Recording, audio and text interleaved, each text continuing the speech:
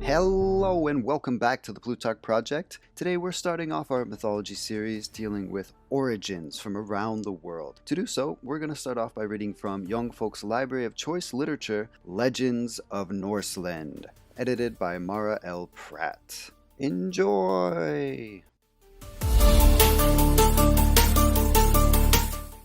In the beginning, when the beautiful and sunny world was first made, there stood, in the very midst of all its beauty, Mount Ida, a mountain so high, so far away up among the snowy clouds, that its summit was lost in the shining light of the rays of the sun. At its base, stretching away to the north, the south, the east, and the west, as far as even the eyes of the gods could reach, lay the soft, green valleys and the great, broad plain beyond. Encircling the whole great plain, and curling lovingly around all the little bends and bays of the distant shore, lay the deep blue waters, and beyond the waters, hidden in the distant mists, rose the great mountains in which the frost giants dwelt. On the top of Mount Ida, the gods had built their shining city, Asgard, and from its golden gateway to the valley below was stretched the richly colored rainbow bridge, with its wonderful bars of red and yellow and blue, orange and green, indigo and purple. And in this shining city, where the gods dwelt, there was no sorrow, no grief, no pain of any kind. Never was the sun's light shut off by heavy clouds. Never did the cruel lightnings flash, nor came there blights upon the harvest field. Never did the heavy rains fall, nor did the cold winds sweep down upon the shining city.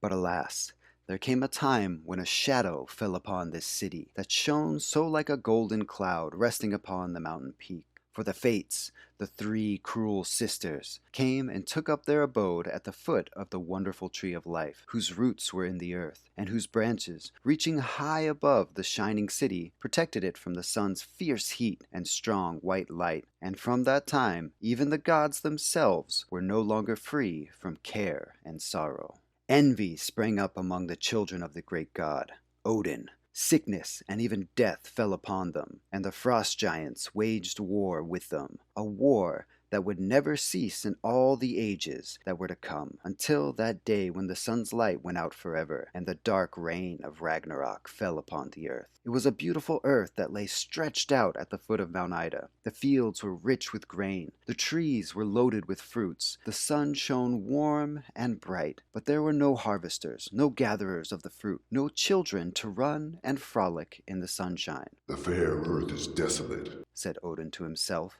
as he looked down from his golden temple. "There should be people there, not gods and goddesses like us here upon Mount Ida, but beings less powerful than we, beings who can love and enjoy, and whose children shall fill the earth with their happy voices, and the care of all these beings shall be mine." As he spoke, he, the Allfather, passed down the rainbow bridge, out into the rich green valley below. As he passed on beneath the trees, he saw standing together, their branches bending toward each other, a straight, strong ash and a gentle, graceful elm. "From these trees," said Odin to himself, "will I create the earth people. The man I will name Ask, and the woman Embla. It is a beautiful sunny world. They should be very happy in it. How their children shall delight in the broad fields and the sunny slopes, and no harm shall come to them. For I, the Allfather, will watch over them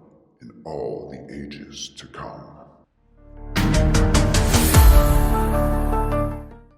I hope you enjoyed this tale from mythology. Thanks for listening. Don't forget, like, subscribe, boogie on down.